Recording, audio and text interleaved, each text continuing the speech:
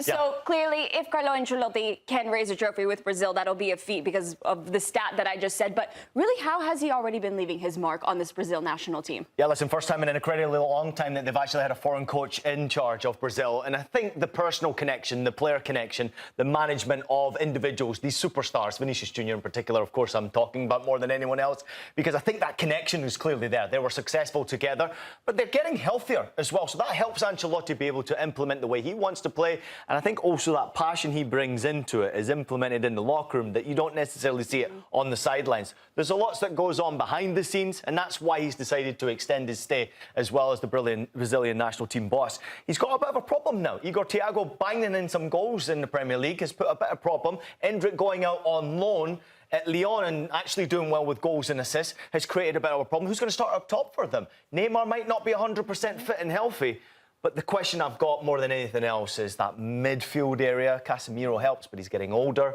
Are they that good? And we're about to find out. Yeah, so many storylines to look out for. You already started talking about Vini Jr., and that's one thing that you're looking at today, Marco. 100%. Ancelotti is the best manager in the entire world. That's what he does better than anything else. He still is the tactician. I know people almost take that away from him. JD, don't look at me like that. I'm just asking a question. That's all. You didn't say anything. You just looking at him. I gave him a look. Okay. I guess it's just a fact that he's the best with players. And can he get the most out of Vini Jr.? And it feels like there's a lot of pressure on him, of course, to try to lead this Brazilian national team to get back to the best, to seeing that Vini that's competitive, that has that edge, that could lead him to where they belong. Because it's 24 years they don't win a World Cup, but it's 24 years they've never been to a final.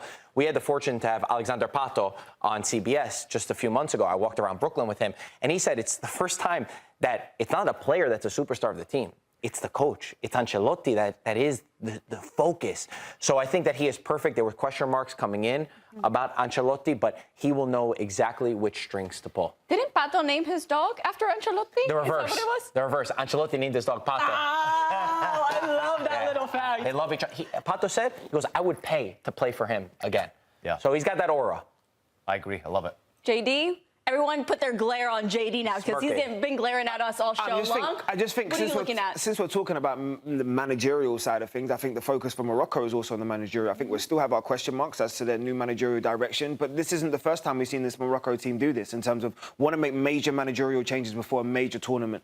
And for me, I've never ever questioned their quality. I think over the last 4 years we've seen, especially with their performances in AFCON and of course in the last World Cup and being the furthest African team in terms of going deep into the competition, they've got quality on the field. Their possession, their ability to implement themselves in the game. Hakim Ziyech is always going to be a standout player in whatever he does. And of course, we're always going to have the question marks about, it's not Hakimi's ability, because I think this is the best fullback in world football. I think it's whether or not the fitness and the confidence and the trust in his body into the latter stages. My thing about this now is just the controversy that's been around this Morocco team. It's off the field. It's whether or not they can silence a lot of the noise and handle the new responsibility that's on their shoulders, where they've gone from being the hunter and surprising a lot of teams over the last 4 years to now a lot of teams have preparation for them. They understand what they're going to bring to a game, and they no longer look at them as, oh, maybe they're just good in terms of within their region. No, this is a team that I have been talking about for the last year, and Ian will attest to this, that is good enough to go deep into a competition. It's just whether or not it can all click, because within a competition, you don't just need things to happen on the field,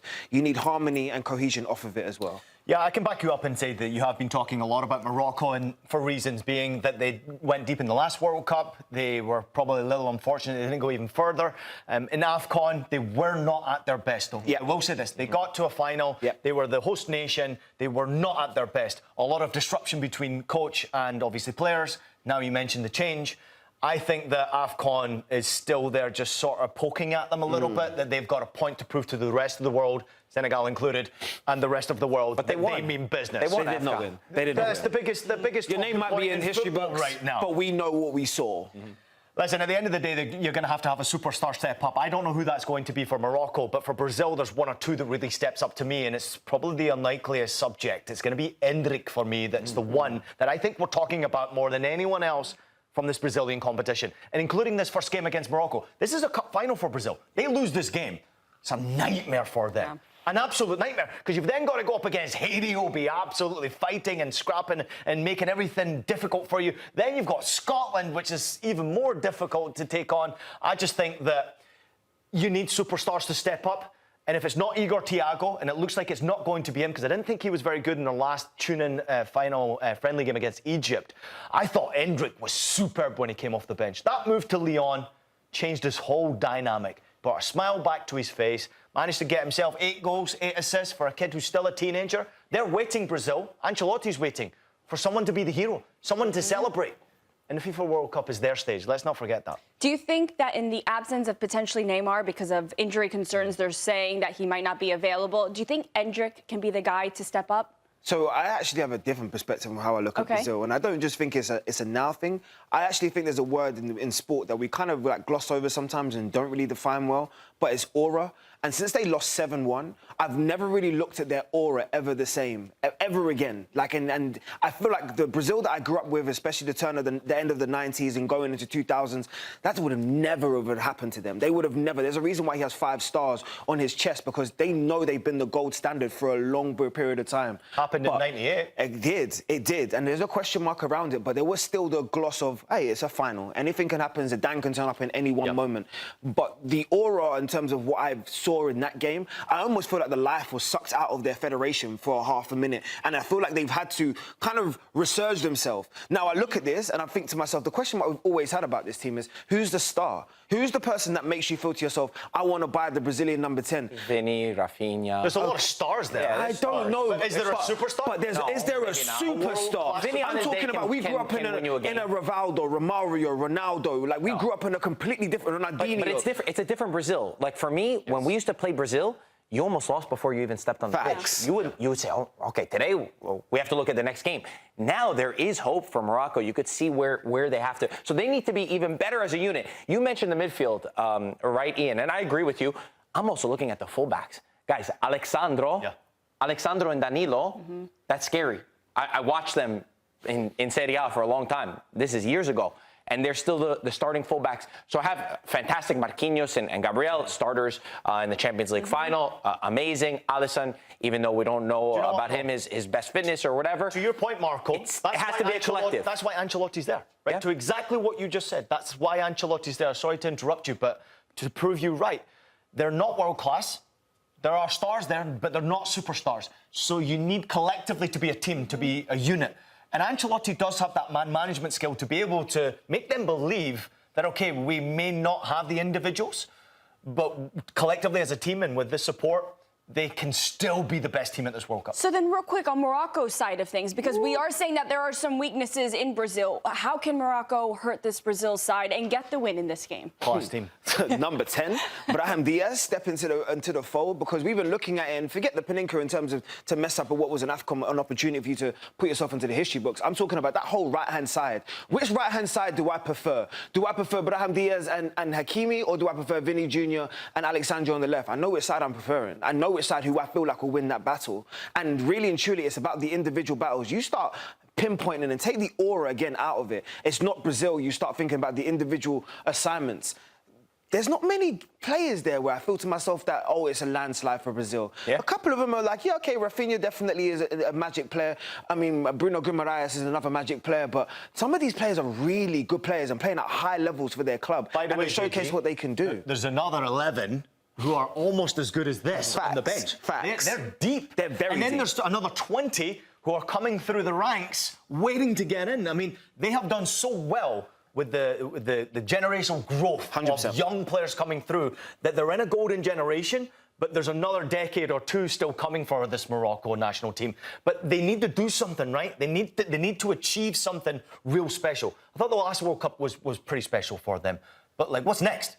You got to be better than that, right? Absolutely. The Federation deserves so much credit for the infrastructure, what they did to invest. They got into this moment. My big thing is, you're not the surprise anymore. Yeah. Morocco's on the lips of everyone in the world. They have big expectations. How do they handle that? Yeah, well, you guys let us know.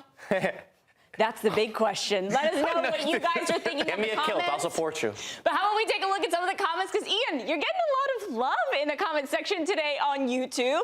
That US kit Ian has is fire, about the kit. fire. About the kit, not the kilt. No, that's good. I think we got some comments about the kilt. Explain it real quick. So I was captain of the US U18s, and we were lucky enough to go to the World Youth Olympic Games in Russia, in Moscow.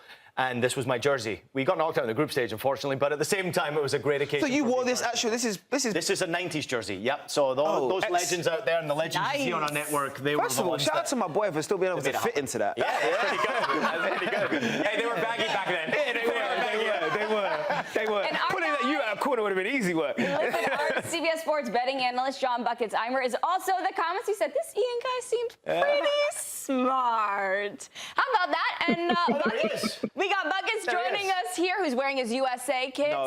Really, you're kind of like the odd one out here with the Brazil kit, but that's okay. That's okay. Buckets, what bets do you have for us today?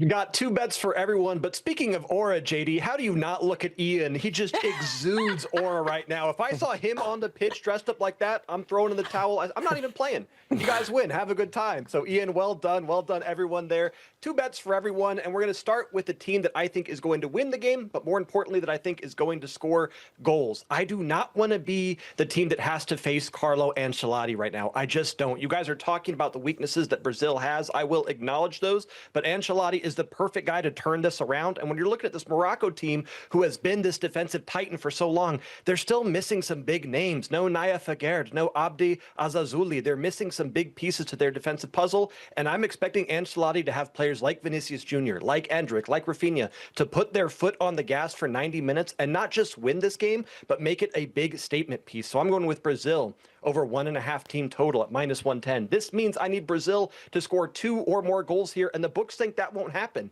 They think this is going to be cagey, low scoring, 0-0, 1-0 kind of game, but I got to disagree with them because I think Brazil is going to put it together just in time to win this first matchup. And then bet number 2. If I think Brazil are going to score 2 goals in this game, I got to pick a player that I think will contribute to those goals. You guys talked about the projected lineups. You always want to wait for the official lineups before betting, but I'm betting on Rafinha to score or assist. We're getting plus money here at +120. All eyes are on Vinicius Jr., and I can appreciate that, and I can respect that. But Rafinha, even when he's injured and having a bad season, he still contributed to 28 goal contributions in this past season with Barcelona. And the season before that, guys, I'm bad at math, but 34 goals plus 22 assists, that seems like a pretty big number in a single season. I'm expecting Rafinha to have a big impact for this team, and I love that I'm getting that at plus odds, guys. Love that. Not bad. Yeah? We like it? Plus odds? Rafinha plus odds is very good. Golf clap. Good find, Buckets. Give him a loud clap. He was in the We just need better section opinions, that's with it. the kilt. Buckets. Stay out of comments, we Buckets. appreciate it.